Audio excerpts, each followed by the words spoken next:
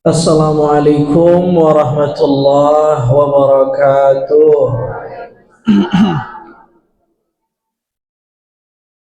Alhamdulillahirabbil alamin. Allahumma shalli ala sayyidina Muhammad wa ala ali sayyidina Muhammad. Allahumma faqihna fid din wa 'allimna ta'wil. Allahumma ij'al mimma ta'allamna hujjatan lana wala hujjatan 'alaina bi rahmatika ya arhamar rahimin. Walhamdulillahi rabbil alamin. Ibu-ibu yang solehah semuanya, semoga senantiasa dalam lindungan sehat walafiat. Sebagaimana yang dimukaddimahi tadi oleh Bunda Indah, insyaallah hari ini masih ada pengajian dengan guru yang lain. Apa materinya? Oke. Nah, hari ini karena pertemuan terakhir dengan saya, insyaallah kita mixing sedikit, kita membahas tauhid. Setelah itu kita lanjutkan tentang puasa supaya ada bekal kita nanti menyambut bulan suci Ramadan.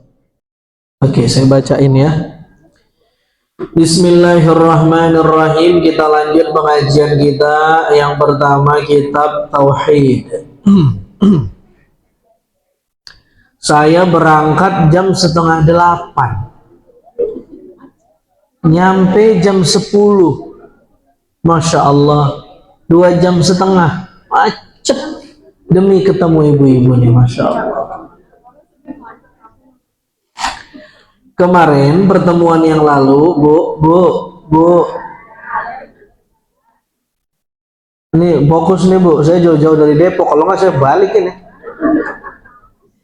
Terakhir halaman 34 kita bicara tentang apa nama lain dari ilmu tauhid. Kalau ibu-ibu masih ingat, ya, ingat Bu?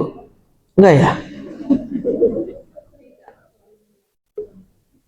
Nama lain dari ilmu tauhid adalah yang pertama, di antaranya dia disebut dengan ilmu usuluddin.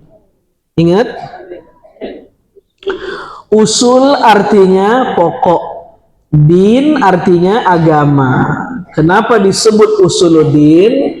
Karena ilmu tauhid isinya berbicara tentang sesuatu yang perkara yang pokok-pokok. Tentang beriman sama Allah, sama Nabi, tentang kiamat, tentang takdir.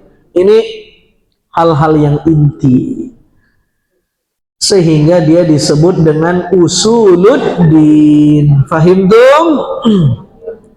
Yang kedua disebut juga dengan ilmu teologi. Teo artinya Tuhan. Logi itu maknanya logos, ilmu. Teologi yaitu ilmu yang bicara tentang Tuhan atau ketuhanan. Selain itu, ilmu tauhid juga disebut dengan ilmu kalam. Kalam artinya berkata-kata. Orang yang berkata-kata itu jadi harus bisa berargumentasi, harus bisa berdalil. Nah, orang yang berargumen dia perlu berkalam, berkata-kata. Menurut saya begini, dalilnya ini, sehingga begini. Apa bukti ada Allah? Adanya alam raya. Dengan adanya alam ini membuat kita menyimpulkan bahwa mesti ada yang menciptakan alam ini. Tidak mungkin sesuatu tercipta dengan sendirinya. Dia mesti ada yang menciptanya. Nah, itu kan perlu ngomong. Namanya kalam, sehingga disebut dengan ilmu kalam. Ilmu ini juga disebut dengan al-fiqh al-akbar. Fikih artinya pemahaman. Akbar artinya, disebut fikih akbar berarti ada fikih yang kecil. Fikih yang kecil itu yang bagaimana tata cara sholat, tata cara puasa, rukun sholat, itu fikih yang kecil. Tetapi kalau bicara tentang ketuhanan, ya itu disebut fikih yang besar. Artinya pembicaraannya pembicaraan yang pokok-pokok. Kira-kira itu pertemuan kita kemarin sekedar mereview supaya ibu-ibu ingat. Nah, sekarang kita lanjut di halaman 30. Benar, Bu? 35, benar. Iya. Kalau dari awal itu, Bu, ada glosariumnya. Nanti ibu-ibu pusing. Nanti kita bisa ada pantunnya, ada kata pengantarnya, ada glosariumnya. Jadi ibu pusing. Biasanya orang naruh glosarium di akhir. Ini saya di awal. Nah, jadi biar nggak jelimet, kita langsung ke pembahasan. Jadi kita sudah pembahasan pertama, apa arti ilmu tauhid? Kita udah bahas tuh di pertemuan awal. Yang kedua, apa nama lain dari ilmu tauhid? Baru sekarang pertemuan berikutnya, pertanyaan ketiga. Apa makna isyari atau makna batin dari ilmu tauhid? Itu sekarang. Kata tauhid terdiri dari 5 huruf. Huruf apa aja? Ta, waw, ha, ya, dal. Huruf-huruf ini punya makna. Ya, huruf-huruf ini punya makna. Yang pertama, makna huruf ta adalah maknanya tanzih. Apa, Bu? Apa itu tanzih? Tanzih artinya mensucikan Allah dari segala kekurangan dan hal-hal yang enggak pantas disandang sama Allah. Tab'idullah amma la yaliqu bih. Menafikan, menjauhkan segala sesuatu yang enggak pantas disandang sama Allah. Terjemahannya aja dulu dah. Paham gak nih, Bu, kira-kira, Bu? Contoh, pantas nggak ibu punya Tuhan yang beranak? Nggak pantas. Jawaban enggak namanya tanzih. Paham, Bu? Ya. Pantas nggak kita punya Tuhan yang ada kelaminnya, gendernya, cewek atau cowok? Pantas nggak? Nggak pantas. Masa Tuhan berkelamin? Kalau begitu Tuhan kayak kita dong. Kalau Tuhan kayak kita, ngapain kita nyembah Tuhan yang sama kayak kita? Batal jadi Tuhan. Iya, nanti nggak objektif. Kalau Tuhannya cewek, belanya yang cewek aja. Kalau Tuhannya cowok, berpihak ke laki-laki aja. Tidak. Tuhan itu tidak perempuan, tidak laki-laki. Pantas enggak Tuhan yang kita sembah itu berwujud seperti kita? Ada tangannya, ada jarinya, pantas? Tab'idullah amma la yaliqu bi, itu enggak pantas buat Tuhan. Ya. Tuhan, nanti makanya kita belajar satu sifat, laisa mukhalafatu.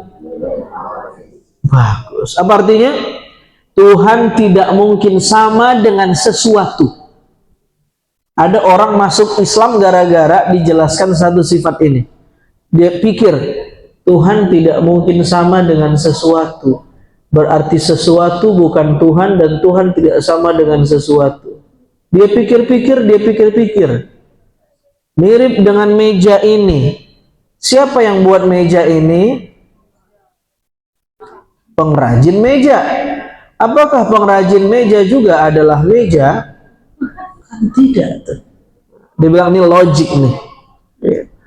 Dia lihat yang lain, kepercayaan yang lain, ada Tuhannya dilantik, ya sama-sama manusia. Oh, ini nggak logik. Dia bilang. Saya punya Tuhan tidak sama dengan sesuatu. Dia lihat kepercayaan lain. Ada yang menyembah dewa matahari, ada yang menyembah dewa api. Ini nggak logik. Berarti Tuhan sama dengan api. Satu saat api padam, matahari tenggelam. Nggak logik. Tuhan tidak sama dengan sesuatu. Tapi sesuatu itu semuanya dicipta oleh Tuhan. Ini baru logik. Itu tanzih. Ibu-ibu, Bu. Jadi ilmu tauhid punya makna yang pertama, maknanya huruf ta. Ta itu maknanya tanzih. Tanzih artinya mensucikan Allah dari yang gak pantas disandang sama Allah, diatributkan ke Allah, disifatkan ke Allah, ditempelin ke Allah. Itulah fungsi belajar tauhid, supaya kita mensucikan otak kita, pikiran kita dari anggapan-anggapan yang gak pantas disandang sama Allah Subhanahu. Satu ketika artis ditanya sama wartawan, kapan nikah? Katanya kamu lagi deket sama yang itu ya. Saya mah gimana yang di atas, katanya. Yang di atas pelapor ya. Tentu yang dia maksud Allah. Tapi apakah pantas kita mengatakan Allah itu di atas? Kalau Allah di atas, berarti Allah bertempat, tempatnya di atas. Kalau Allah bertempat, berarti Allah sama kayak ibu-ibu bertempat. Kalau sama, berarti batal. Mukhalafatuhu ta'ala lil hawadithi. Allah nggak mungkin sama dengan sesuatu. Sesuatu butuh tempat, tempat itu boleh jadi di samping, di atas, di bawah, tapi Allah tidak butuh di bawah. Nah, nanti kita akan tanyakan kata-kata di atas yang dia maksud itu maknanya hakiki atau majazi. Kalau hakiki, iya Allah emang bener nunggu di atas, rusak tauhidnya, keliru, nggak boleh. Tapi kalau dia jawab Allah itu saya bilang di atas Ustadz, setelah saya belajar tauhid, makna Allah di atas itu bukan berarti Allah bertempat di atas Ustadz, bukan. Tapi maknanya itu majazi, simbol. Atas itu simbol keluhuran, ketinggian, apalagi keagungan, keluhuran, keluar biasaan. Nah, simbol itu pantas disandang sama Allah. Makanya saya bilang, bagaimana yang di atas? Wah, ini orang yang udah belajar ilmu. Kalau yang nggak belajar ilmu tauhid, dia kira Allah itu nongkrong di atas. Lah kayak cicak. Coba lihat cicak. Masa Tuhan nongkrong di atas? Bukan itu makna. Itu tanzih. Paham, Bu? Ini satu kata doang nih, tanzih. Tapi kan begitu dijelasin, ngangguk ibu-ibu. Paham? Enggak. Makanya saya pelan-pelan nih jelasinnya nih, apalagi ibu-ibu ya. Sampai sini ada pertanyaan? Silakan. Ayo. Ya.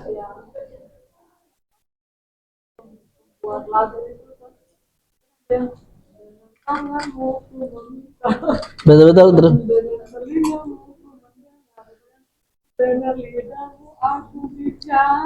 Oh ya, dewa ya. Dengan tanganmu aku minta. Ya benar. Saya nggak hafal. Dengan telingamu aku mendengar. Nah, dengan lisanmu aku bicara. Dengan lidahmu aku bicara. Wah, kayaknya Bu Indah mantan vokalis.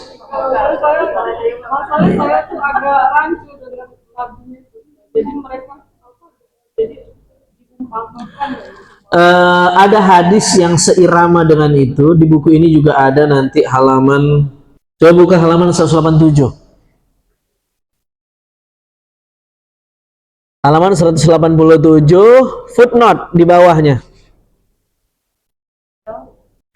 Coba Bu Indah bisa baca enggak tuh Bu yang terjemahannya biar teman-teman denger nih. Terjemahan aja.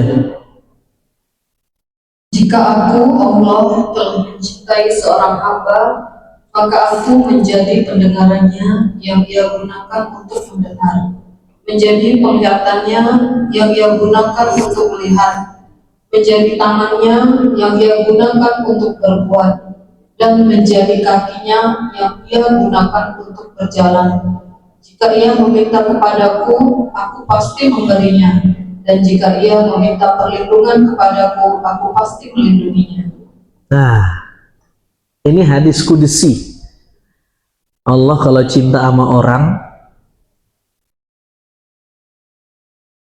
seseorang yang dicintai Allah itu berbicara dengan apa yang Allah inginkan, mendengar dengan apa yang Allah inginkan, melihat dengan apa yang Allah inginkan. Sebenarnya ini masuknya ke pembahasan tasawuf.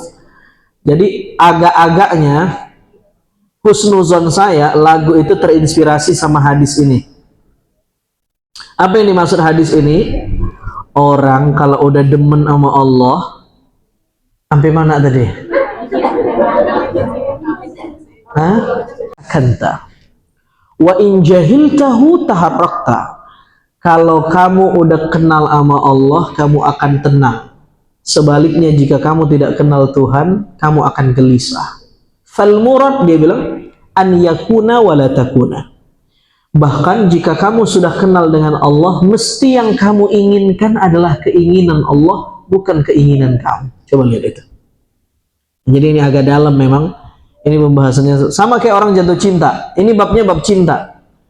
Orang jatuh cinta, Bu, ya, kekasihnya jauh dari dia.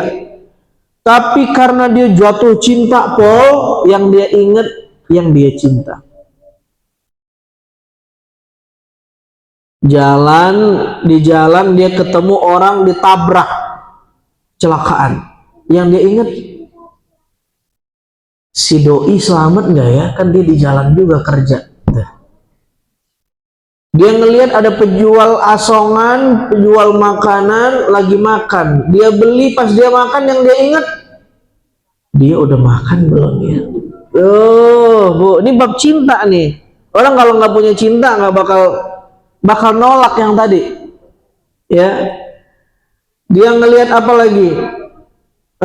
Ngelihat yang senang-senang, dia ingat yang dia cinta. Ngelihat yang kagak senang, keinget sama yang dia cinta. Jadi di sini nih orang yang dia cintai. Nah, samalah dengan orang yang jatuh cinta, tapi bukan sama manusia, dia jatuh cinta sama Allah. Karena dia jatuh cinta sama Allah, dia ngomong, omongannya itu nggak jauh-jauh tentang Allah. Dan kalaupun dia ngomong, ya mesti yang Allah senang, yang dicintai ama, pasti yang dia omongin itu perkara-perkara yang disenengin ama yang dia cintai, yaitu Allah. Begitu juga pendengarannya, matanya, melangkahnya ke masjid, Allah cinta. Itu sebenarnya yang dimaksud hadis itu. Dan kudunya memang semua kita begitu. Melihat dengan apa yang Allah ridhoi aja, mendengar dengan apa yang Allah ridhoi aja, dan seterusnya dan seterusnya.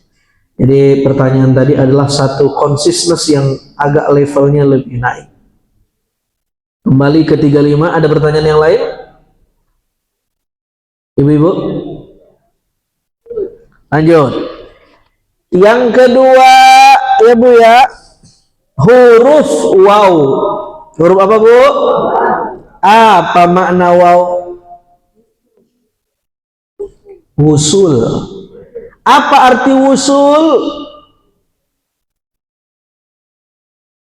Wusul artinya koneksi, keterhubungan. Ya. Itu artinya belajar ilmu tauhid, salah satu tujuannya agar membuat kita terkoneksi dengan Allah Subhanahu wa taala. Tadinya putus. Ketika belajar ilmu tauhid, kita jadi kenal. Dengan kenal, kita jadi terkoneksi. Itu makna wusul. Yang ketiga, huruf ha. Apa makna huruf ha? Hub. Bu, hub. Hub artinya cinta. Jadi buah dari ilmu tauhid adalah cinta. Kalau habis belajar ilmu tauhid, bawaannya bukan makin cinta, makin sombong, berarti gagal tauhidnya. Ibu nih, ya sama saya, tiap bulan 2 bulan sekali kita ngaji tauhid, kudu kita makin lebih cinta sama siapa? Sama Allah. Begitupun saya, begitupun ibu. Ya, bukan makin cinta sama saya, Bu, cinta sama Allah. Tuh habis belajar ilmu tauhid tuh, ya Allah tuh gede banget di dada kita. Wah, itu berarti dosisnya berjalan. Tapi kalau habis ngaji tauhid, bawaannya songong, mendebat orang. Saya ngaji ilmu tauhid, ya tauhid kamu salah, mana dalilnya? Wah, itu ada yang something wrong, ya, ada yang salah dalam kurikulum tauhid yang diajarkan. Jadi buah dari tauhid adalah cinta. Ra'sul akli ba'dal imani billah at-tawaddud, kata ulama. Di antara puncak setelah seseorang mengimani Allah adalah cinta. Tuh, Bu, tuh, Bu. Kan berarti ngaji tauhid itu mah indah banget, Bu. Ya, ngapa kudu pusing? Buah dari tauhid adalah cinta, tapi sebelum berbuah pusing emang. Kudu ditanam, kudu disiram, kudu dipupukin, kudu dijaga dari hama, pusing. Begitu berbuah, buahnya adalah apa artinya? Cinta. Kata Ibnu Dabbagh, man la ya'rif la yuhib, yang nggak kenal nggak mungkin cinta. Bagaimana orang mau cinta kalau dia suami bisa nikah, beranak pinak, bertahun-tahun, cinta nggak, Bu? Bu, berat amat jawabnya. Nah, sebelum ibu sekamar berdua jadi teman seumur hidup, kan ibu kudu kenal dulu, Bu, bener nggak? Biar kata dijodohin. Ada yang nggak, ada yang dijodohin. Saya bakal gak cinta, saya dijodohin tapi anak 5. Iya, emang saat itu belum tumbuh cinta, belum tumbuh. Saya punya kakak tuh, kakak saya dijodohin. Sekarang anaknya 2. Iya. Saya tanya, cinta nggak? Awal-awal mah enggak katanya. Iya. Tapi kan Allah menumbuhkan tuh. Makin lama dia lihat sifat suaminya, dia lihat cara suaminya mentreat dia dan lain-lain, timbul rasa cinta. Itu begitu. Jadi semakin orang kenal, dia makin cinta. Bahkan orang, Bu, cinta itu ada levelnya. Ya, dulu mungkin cuman kenal belum serumah, itu cintanya masih cinta mawaddah. Apa itu? Cinta karena ada apanya. Cinta karena ada apanya. Contohnya kayak itu orang-orang pacaran sebelum nikah tuh. Kamulah bulan, kamulah bintang. Gara-gara kamu akang banyak utang. Dipelorotin mulu. Ya, cinta, ngelihat matanya cinta, hidungnya cinta, masya Allah. Begitu udah tua, ya itu baru nikah, keinjek kulit pisang, jatuh, pisangnya diomelin tuh. Kemana mata lo pisang? Bini gua ini. Tuh, itu cinta mawaddah. Cinta karena ada apanya. Bu, ya karena istrinya masih cakep, masih muda, ya Bu ya. Bu, begitu udah tua, degeneratif, penurunan. Ya Bu, kulit turun, kualitas turun, umur turun, nambah, darah rendah.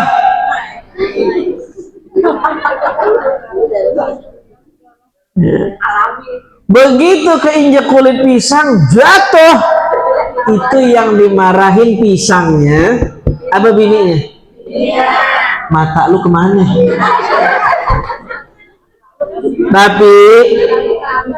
Tapi cintanya tidak lagi mawaddah, naik level, namanya rohmah. Cinta apa adanya, bukan cinta ada apanya lagi. Cinta apa adanya. Memang yang ada di bini saya begitu, cinta. Coba lihat nih ibu-ibu yang udah sepuh-sepuh, mana nih bu? Yang udah nikah puluhan tahun, coba tanya rasanya apa? Enak apa enak? Enak bu, apa enak? Mungkin mah kalau rasa udah enak bu, lihat tiap hari ngelihat muka dia. Tapi bu, kalau cinta enggak? Cinta Ustaz. Kenapa? Itu rohmah. Cinta yang bukan melihat sesuatu lagi, tapi bagaimana jelasinnya tuh? Nah, begitu dah pokoknya dah. Nah bu, orang nggak mungkin cinta kalau nggak kenal. Berarti orang nggak mungkin cinta sebelum belajar tauhid. Orang nggak mungkin cinta sama Allah sebelum belajar tauhid. Kenapa? Tauhid itu untuk mengenal Allah. Setelah kenal, dia makin jatuh cinta sama Allah. Jadi ibu habis belajar tauhid makin kudu berasa cinta sama, makin tahu ternyata Allah yang punya kuasa, Allah yang memberiin kita umur, ngasih kita rezeki, ngasih kita nikmat. Oh, ternyata Allah selama ini sutradaranya.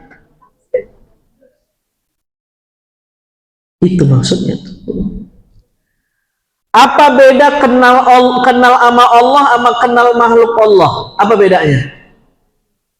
Kalau kenal sama makhluk Allah, nih, kalau kenal sama makhluk Allah,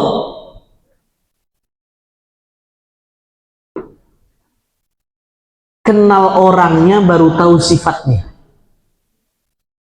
Tapi kalau kenal sama Allah, tahu sifatnya baru kenal Allahnya. Wah, makin sambar geledek ini kayaknya nih. Bu, baal nggak bu? Paham? Kalau sama orang, nih sama kita nih, sama kita, kenal dulu. Nama kamu siapa? Romlah. Gitu. Romlah mana Romlah? Nama kamu Marni. Ya, kenalan dulu. Ketemu di majelis udah kenal, udah deket, kita baru tahu sifatnya. Ternyata tukang ngutang tapi kagak bayar. Itu maksudnya. Bu, paham bu? Tapi kalau sama Allah kembali, tahu dulu sifatnya di awal, baru kenal Allahnya. Kita belajar sifatnya nanti. Wujud kidam baqa mukhalafatu lil hawa qiyamuhu binafsihi wahdaniyah ilmuha ya sama basar kalam qadiran aliman hayyan sami'an basiran. Sifat-sifat ini kita pelajari. Oh, ternyata Allah tuh punya sifat wujud, punya sifat qidam, punya sifat baqa. Setelah kita tahu sifatnya, baru kita punya gambaran bahwa oh, Allah itu begitu ya. Tuh, paham bu? Bagaimana orang kalau kagak ngaji? Kagak tahu. Berarti yang dia sembah apa? Tahu. Nggak tahu. Yang dia sembah bayang-bayang. Nah, kita nggak pengen nyembah bayang-bayang, kita pengen nyembah Tuhan yang bener. Ya. Ibu-ibu, paham sampai sini? Ada pertanyaan silakan. Siapa lagi? Bu Indah, ada pertanyaan Bu Indah? Boleh Bu Indah.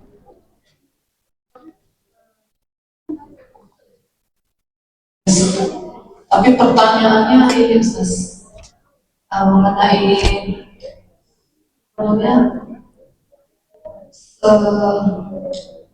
sikap kita terhadap misalkan ramalan cuaca gitu ya Ustaz. Kalau di HP kan kadang-kadang Jakarta berawan, Jakarta hujan gitu. Nah itu apa kita harus gimana ya, kadang-kadang terlintas di hati itu ini kok gimana harus kalau kita percaya itu kalau kita termasuk sirik. Oh, gini cara menyikapinya. Cuaca-cuaca itu berada dalam coba lihat, dia tidak bilang perkiraan, tapi perkiraan cuaca. Itu udah bagus, kata-kata itu bentuk ketundukan para saintis terhadap hukum Allah. Dia tidak bilang cuaca hari ini, tidak. Ini saya di rumah lagi mengcoating, jadi saya ngerenov, saya buat semen expose. Itu kalau nggak di coating gampang retak. Jadi saya expose, saya bilang sama tukang saya, agak pagian nge-coatingnya. Ini saya ngelihat perakiraan cuaca, katanya hari ini di Depok hujan. Benar, hujan. Akhirnya stop setengah hari. Apakah syirik? Tidak. Tergantung cara pandang kita. Yang pertama, kita kudu menganggap bahwa perakiraan itu bukan sesuatu yang mutlak, bukan sesuatu yang absolut, bukan sesuatu yang pasti. Bisa terjadi, bisa tidak terjadi. Yang kedua, ya, kita kudu meyakini bahwa ilmu sains yang meramal cuaca itu sumber ilmunya juga dari Allah. Allah yang memberi ilmu kepada para saintis sehingga dia bisa melakukan hitung-hitungan bahwa hari ini kemungkinan hujan dan hari ini kemungkinan tidak hujan. Siapa yang kasih ilmunya? Allah. Makanya di antara sifat yang kita pelajari, ilmu hayah sama, itu ilmu. Allah punya sifat ilmu, dan ilmunya Allah inkishaf. Apa tuh? Tersingkap, tidak ada yang tidak Allah ketahui. Sementara ilmu kita muqayyadah, terbatas, tidak semua kita ketahui, sehingga para saintis tidak berani bilang ini cuaca hari ini, dia tetap bilang perakiraan cuaca.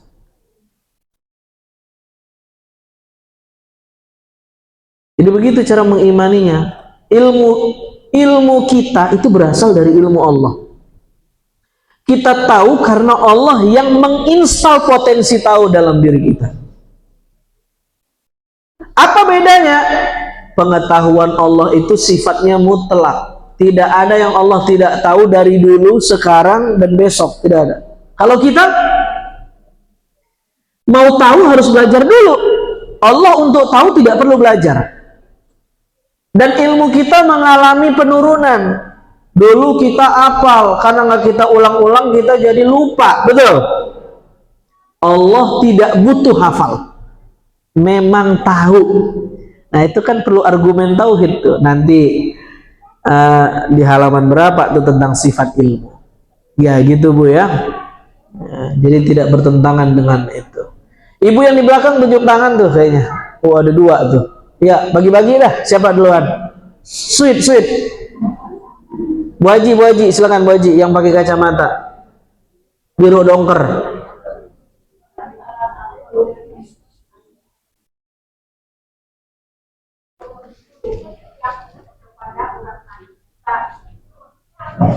Allah lebih dekat sama urat nadi. Allah lebih dekat ya daripada urat nadi kita.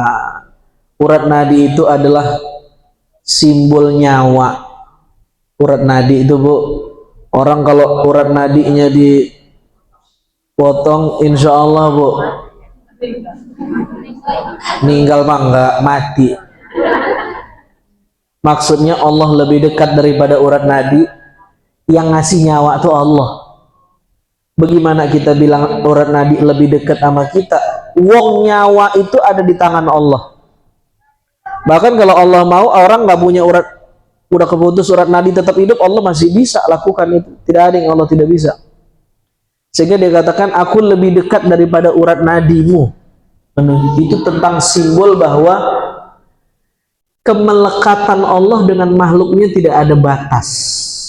Sebegitu dekatnya Allah, kekuasaannya menggenggam kita, ya, penjagaannya menggenggam kita, ilmunya menjangkau kita.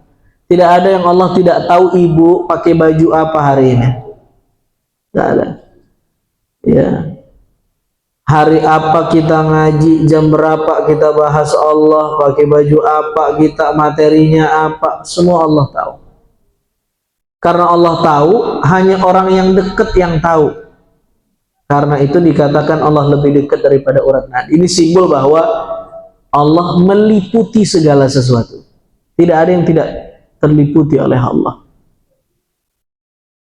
Begitu maksudnya tuh Bu ya. Jadi jangan dibayangin Allah di sini nih. Ini bahasa simbol. Ya. Ada yang lain Bu? Ibu yang jilbab coklat. Karena memang Allah meliputi segala dan mengetahui mendengar. Bagaimana apa harusnya ini fenomena kasus sebenarnya. Zaman sekarang kan banyak yang kita hampir ini petunjuk Allah atau ini hanya sangka kan gitu. Contoh. Sangka itu contohnya seperti banyak fenomena yang sekarang selingkuhan gitu ya di dalam rumah tangga. Terus kita seorang istri katanya doanya mustajab. Ya nggak cuma istri, suami juga. Gitu. Tapi kan kita nggak tahu ini sangka kita sebagai manusia atau memang dari Allah yang meliputi. Misalnya ibu tahu. Iya, saya tahu. Suami selingkuh. Iya, terus itu nggak ada kalimat dari orang lain atau Firasat. itu dirasa. Tapi itu dari Allah yang meliputi seperti itu. Oh iya. Oke, saya dapat poinnya. Iya. Iya.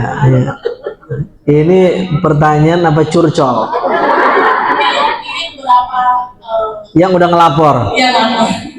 Oke, bagus. Ibu-ibu, tidak ada yang tidak terikat dengan Allah. Ada nggak yang tidak? Ada nggak di antara kita yang tidak terikat dengan takdir Allah? Tidak ada. Ibu tahu itu bagian dari takdir. Allah yang mutusin ibu tahu tentang perkara itu. Saya tahu suami saya selingkuh. Ini udah takdirnya ibu tahu. Makanya sebelum tahu jangan diminta-minta. Ya Allah, bukain nama saya kalau emang dia kebuka. Emang udah sanggup kalau kebuka. Jadi kadang-kadang doa tuh penting juga tuh. Nah, dalam ilmu ada satu bahasan ilmu namanya ilmu firasah, fisiognomi. Orang kalau ada ilmu fisiognomi membaca tubuh manusia, kalau hidungnya begini matanya begini. Itu sebenarnya masuk dalam, bukan ramalan, itu saintis juga. Nah, ada dalam Islam ada namanya firasah, intuisi. Firasah ini dari Allah. Setiap kita punya firasah, firasat. Setiap kita. Cuman ada yang tumpul, ada yang tajam. Tergantung firasahnya terasah atau tidak. Orang-orang yang dekat dengan Allah, matanya melihat dengan penglihatan Allah tadi. Allah yang kasih ilham sehingga dia bisa melihat yang mungkin orang tidak bisa lihat. Namanya firasah. Ya, jangan dibayangin yang macam-macam, jangan. Ya, itu coba ibu, kalau anak ibu masih bayi dulu, gelisah, nangis, lapar, biar kata jauh, ibu pasti, mohon maaf, payudaranya bengker. Apa hubungan payudara sama anak aus? Kan sulit dijelaskan tuh. Tapi itu bagian firasah. Seorang ibu yang punya anak, kalau lama dikit nyusuin bocah, bengker payudaranya. Ketika bengker, kenapa saya tahu? Ya saya punya bini saya perempuan. Kalau udah bengker dia ayo Bibi buruan pulang Bi. Anak misalnya kita tinggal, kita keluar misalnya belanja, ini aduh bengker udah sakit nih. Nah itu firosah. Ada orang firosahnya melampaui itu, tidak hanya kepada anaknya tapi ke orang lain. Satu ketika ada yang datang ke Umar, bertemu dengan seorang laki-laki, dan Umar bilang, nama kamu siapa? Dari suku mana? Daerah mana? Dijawab sama pemuda ini. Kata Umar, pulanglah cepat karena rumah kamu sedang kebakaran. Dia datang dan ternyata betul rumahnya kebakaran. Itu firosah. Nah cuman ibu mau dapat firosah begitu? Enggak. Ya, udah itu saya sekedar menjelaskan ada hazanah, ya namanya ilmu firasah. Tapi itu mah nggak usah dijadiin tujuan, nanti ibu syirik. Kita nih ngaji tauhid ini bukan buat jadi sakti. Kita ngaji tauhid buat cinta sama Allah. Cakep tuh. Ada orang ngaji tauhid, saya ngaji tauhid biar kebal. Lah itu mah dukun. Saya ngaji tauhid biar aura saya kebuka. Malah makin kagak bertauhid. Ibu hati-hati nih milih guru nih. Ibu ikut pengajian, itu ada aja Bu di luar Bu. Pengajian tauhid. Wah, syarat masuknya kudu kebal dulu. Jadi ada isiannya, baru diangkat jadi murid. Wah, itu mah bukan tauhid namanya. Nah, itu mah ngacok itu. Jadi kita belajar ilmu tauhid justru buat kita makin merasa nggak punya daya dan upaya, kecuali Allah yang punya. Walaupun Allah ngasih firasah, firasah itu punya Allah, bukan punya kita. Itu Bu. Saya kira cukup, kita lanjutkan setelah huruf waw, huruf ha. Udah? Udah. Huruf ya. Ya maknanya yakin. Yakin artinya percaya yang kukuh, tidak setengah-setengah. Orang belajar ilmu tauhid, dia kudu naik tingkat dari sekedar yakin menjadi hakul yakin, dari yakin menjadi ainul yakin, menjadi hakul yakin, menjadi kamalul yakin. Yakinnya benar-benar. Contoh, Bu, ibu tahu enggak? Ibu tahu enggak? Ibu percaya enggak ya piramid ada di Mesir? Percaya. Bagi yang belum ke Mesir, saya tanya, percaya enggak piramid di Mesir? Ibu belum ke Mesir Bu, tapi ibu percaya. Itulah iman. Iman itu tidak perlu melihat, tapi dirasa dan diyakini.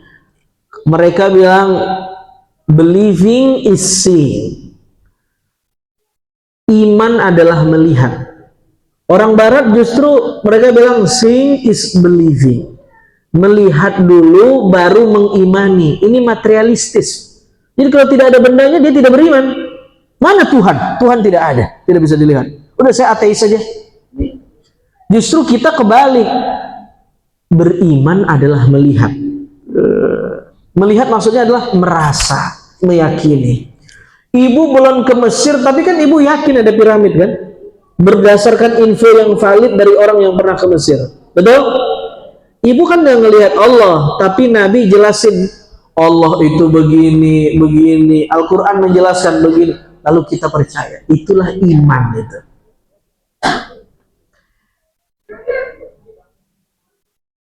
Jadi tauhid ini huruf ya itu maknanya yakin, bertingkat-tingkat. Ada orang yakin aja meskipun dia belum melihat. Begitu dia belajar, dia buka peta, oh benar. Ini di peta atau saya lihat Google ada gambar piramid di Mesir. Maka keyakinannya naik tingkat dari yakin menjadi ilmu yakin. Keyakinannya terkonfirmasi oleh ilmu. Ya, oleh ilmu. Lalu kemudian dia berangkat ke Mesir, pesan pesawat, dia nyampe ke Mesir, ya, umroh plus Mesir, diantar sama tour guide. Bapak Ibu, inilah piramid, ya, bangunannya. Maka keyakinannya bertambah lagi, dari ilmu yakin menjadi ainul yakin. Udah ada di depan matanya. Oh, ini piramid yang dulu saya cuman yakini tapi saya belum lihat ya. Yang dulu saya cuman googling tapi saya belum lihat. Ini di depan mata saya, namanya ainul yakin. Kalau dikumpulin si yakin sama si ilmu yakin sama si ainul yakin, ya, disumpel jadi satu, namanya hakul yakin atau kamalul yakin. Bu,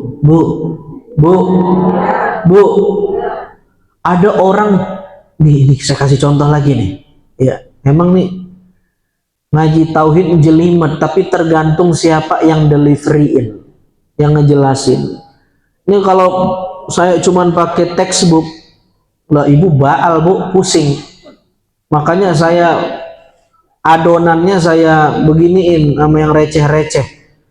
Ada janda cakep bener bu. Ini banyak janda ini di sini. Ya, ini janda terbagi dua nih. Ada janda kuncup, ada janda kembang. Janda yang kuncup itu yang dia janda tapi suaminya meninggal lagi akad.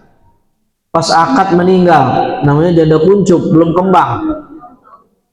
Baru tahu bu? Ada yang janda udah beranak 5. Loh, ini mah udah kembang jandanya.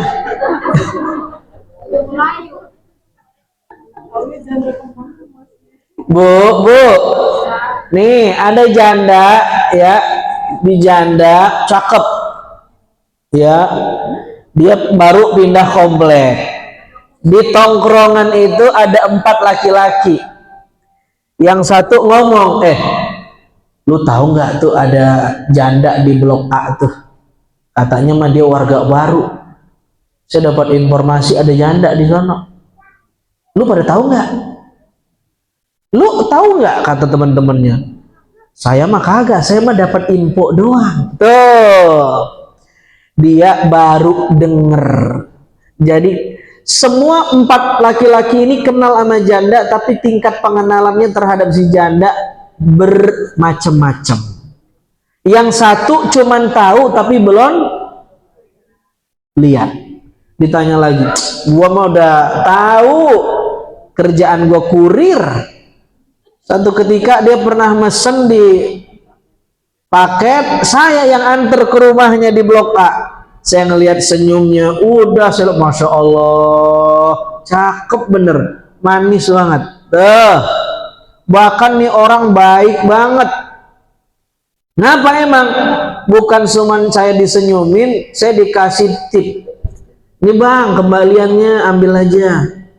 Jadi ini orang berarti kenal sama janda, dan kenalnya bukan katanya, tapi emang senyatanya. Dia lihat langsung muka si janda. Dia tahu mukanya, dia tahu sifat-sifatnya. Bu, Assalamualaikum.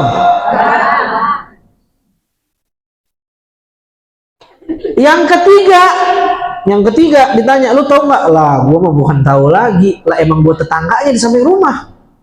Gua tahu suaranya, gua tahu sifatnya, gua tahu wajahnya, pakai bajunya apa, gua tahu. Keluarganya gua kenal, pernah ngobrol sama keluarganya. Kata yang nomor 3. Mana yang lebih kenal berarti?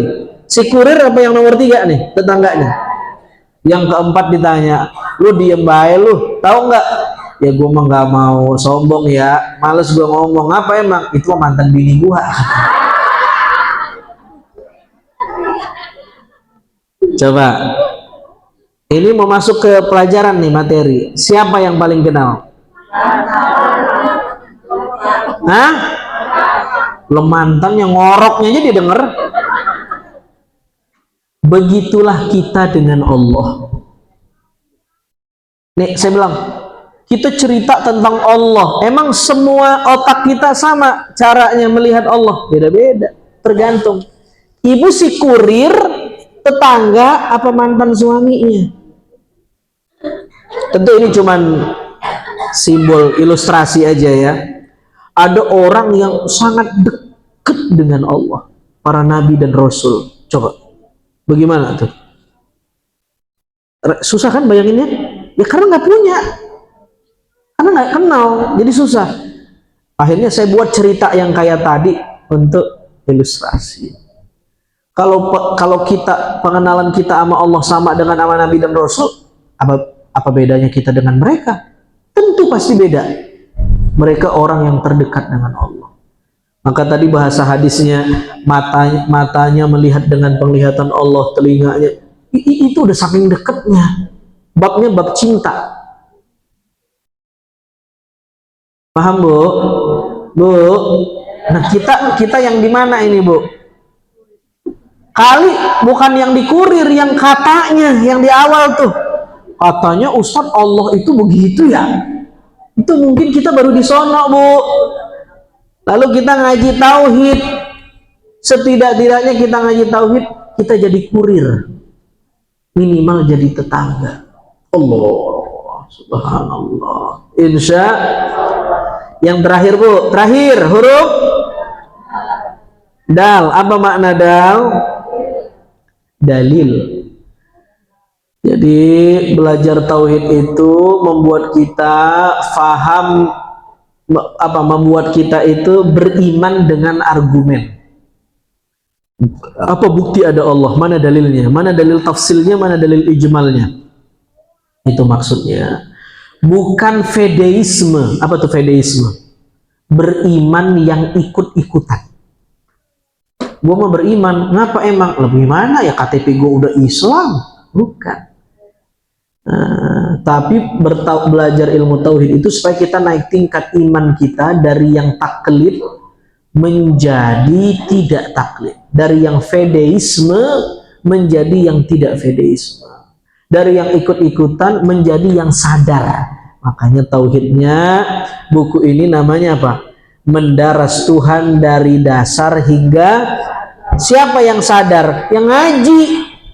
Yang kagak ngaji nggak sadar-sadar. Yang ngaji aja belum tentu sadar. Ya. Paham Bu sampai sini? Bu, Ibu paham nggak Bu? Udah Bu, jejelin dah tuh Bu. Ya.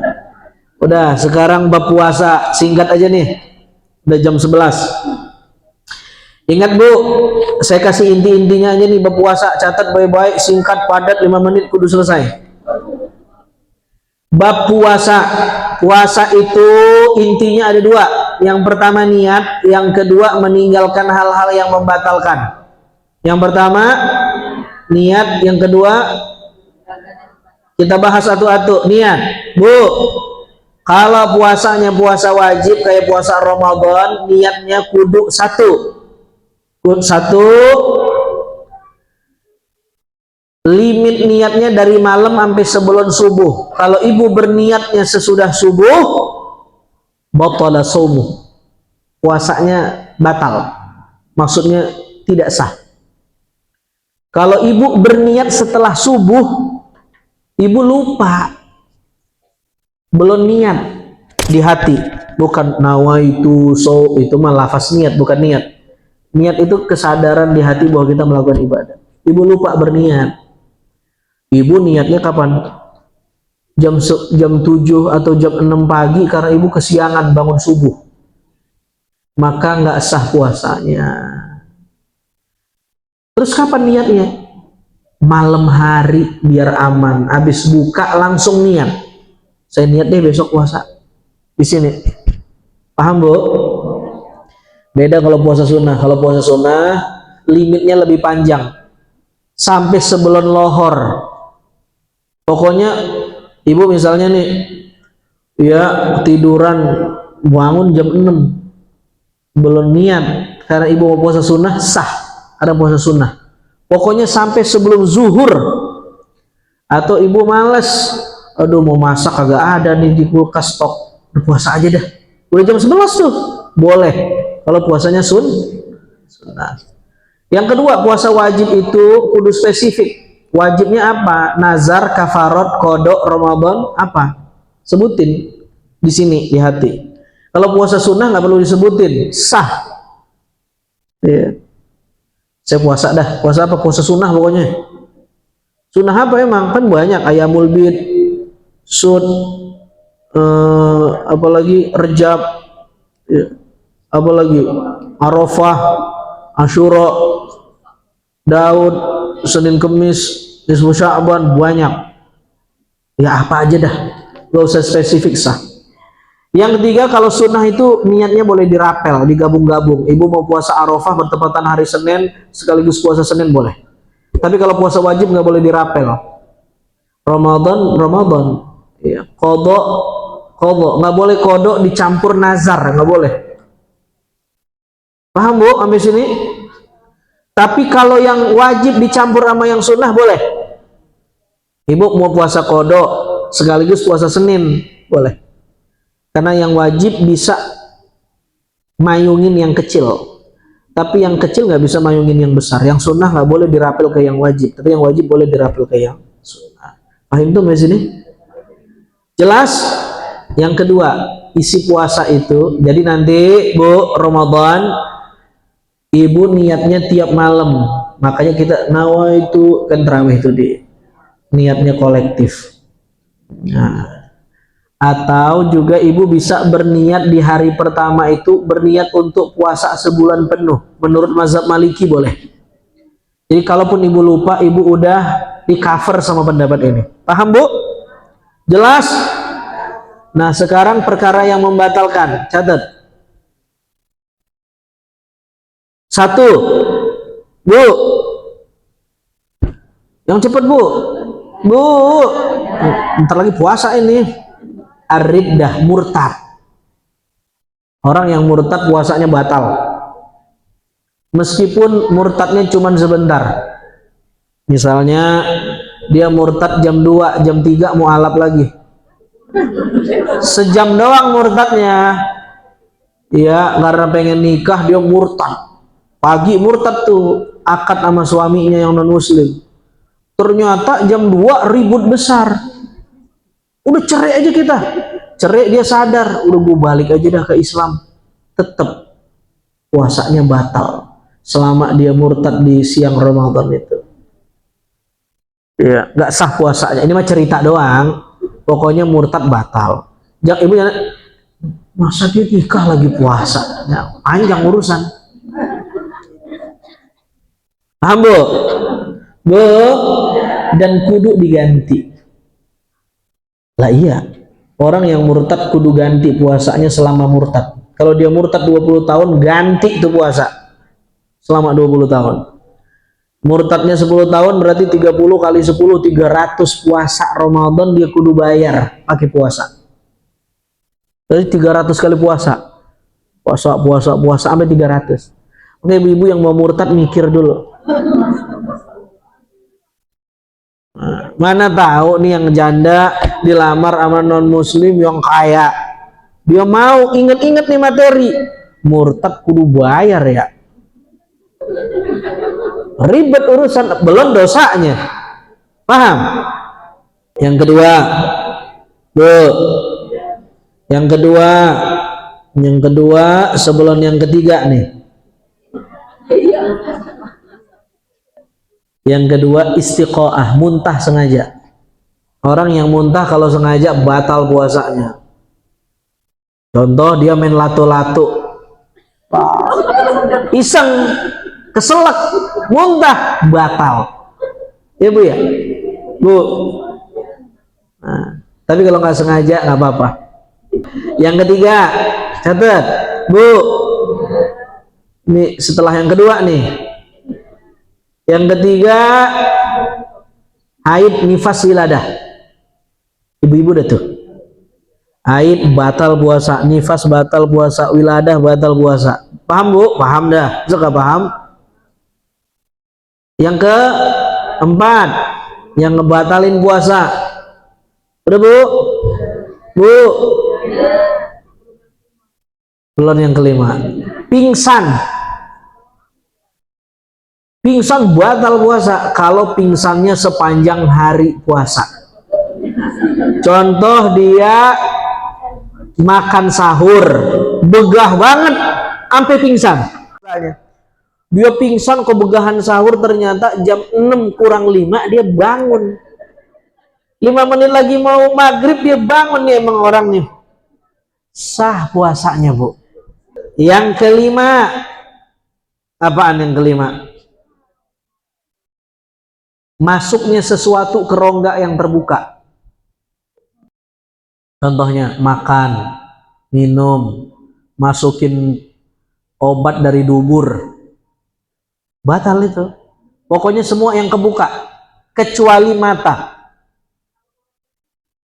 Kalau ngorek mah kagak, tapi kalau korekannya ibu masukin bisa batal.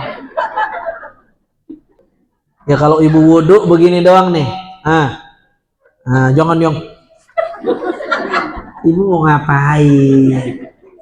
Entar habis maghrib kan bisa. Gatel banget mau yang kore hidung mah nggak batal, Bu, enak. Nyicipin makanan kalau ada hajat, ya kalau ada hajat, maksudnya kalau ada kondisi yang memang mengharuskan dia begitu. Ada tamu negara, ibu chefnya tidak mau malu-malui negara, ibu comot, angkat lagi, nggak ada masalah, tidak batal. Cuman kalau tidak darurat, ibu cicip, makruh, dibenci. Nah, buat ibu-ibu yang masakin suami, kasih tahu sama suami, ya itu kan nggak darurat banget, ya. Emang ibu habis puasa langsung makan, maksudnya begini nih, kan bisa naruh garamnya entar. Maksudnya kan nggak mesti banget kudu perfect. Lupa tinggal naruh. Cuma kasih tahu suami saya, pokoknya mau puasa saya yang sempurna. Saya takut kalau nyicip ketelen batal. Ya kan? Artinya boleh, tetapi itu potensi batalnya ada. Jadi lebih bagus ibu naruh garamnya entaran aja. Udah azan, kan bisa nyemil dulu yang nggak perlu garam.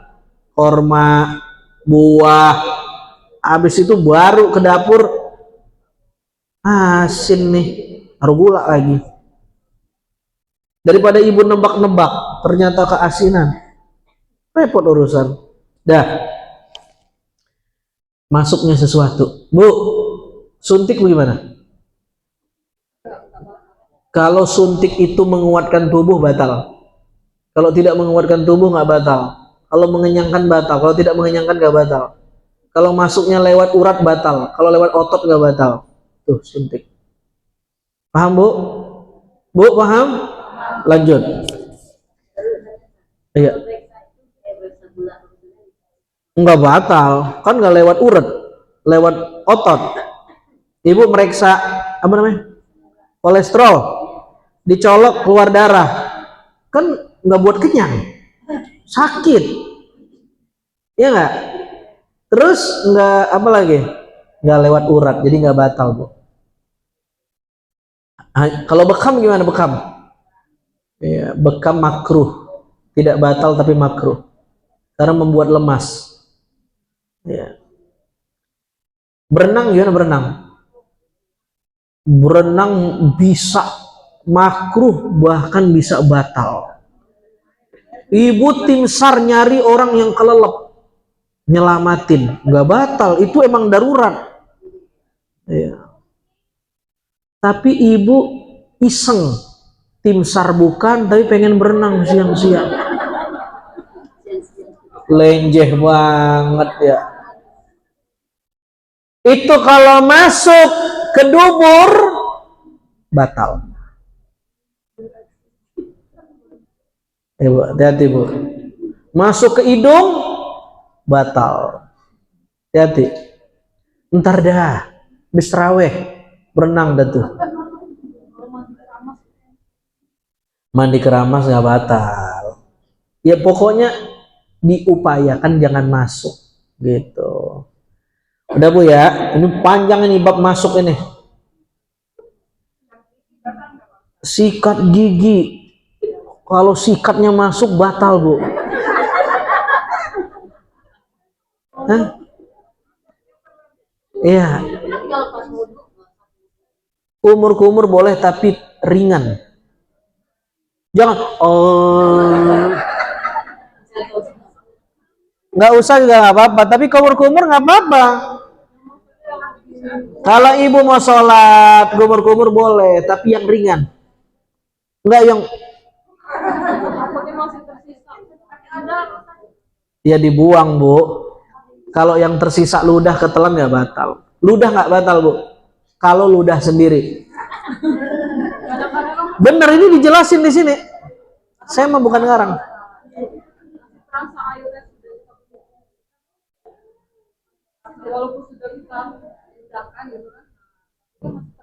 Pastilah air masih terasa. Yang nggak apa-apa. Yang penting bendanya nggak ada yang masuk. Ludah juga berasa. Karena nggak ada rasanya kita nggak berasa. Dahak, kalau dahaknya nyangkut ngelewatin huruf kho, batal. Ibu tarik dahak, ibu telan lagi. Nah waktu ibu tarik ngelewat mahraj huruf kho, udah di sini. Ya, ibu bilang sayang nih. Ibu telan jelek, batal. Kalau dahak batal, kalau ludah tidak batal. Kalau ludah sendiri. Kalau ludah orang batal. Jangan ngeres, mungkin ibu punya bayi. Ya, ibu tarik ingusnya. Dia pilek kan biasa ibu-ibu tuh. Ya, ingus. Lah ingus batal. Kalau ludah bayi ngapain ya? Iya juga ya. Dah, Bu. Yang keberapa? 6. Gila, junun, orang gila batal puasa. Meskipun gilanya cuma sebentar. Ya, jam 2 mungkin dia kelaparan banget, dia panas yang hari, gila, heng. Jam 2 lewat 5 dia sembuh, 5 menit gilanya. Batal puasanya. Walau lahzatan. Yang terakhir, Bu. Semangat banget ini. Jima. Ini nomor berapa nih? Jima. Wah, ini mah gede nih.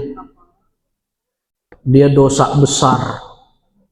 Dengan catatan dia tahu hukumnya tidak boleh, dia melakukannya dengan sadar dan atas kemauannya sendiri. Maka dosa besar dan wajib bayar denda. Jima, tahu jima? Kali ada yang kagak tahu, saya kudu jelasin.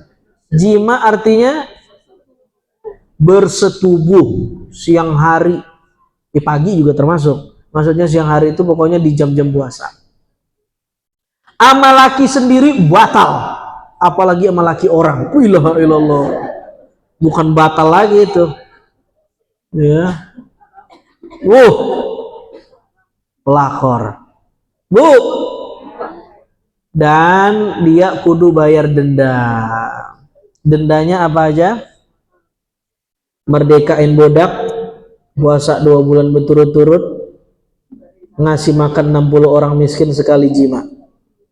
Dan sifatnya bukan pilihan tapi urutan. Harus dari atas dulu. Budak nggak ada berarti kudu puasa 2 bulan berturut-turut. Kalau 1 bolong kudu ulang dari awal. Yang terakhir kalau dia nggak bisa puasa karena alasan kesehatan dan lain-lain, baru dia ngasih makan orang miskin. 60 orang miskin kalau di Basnas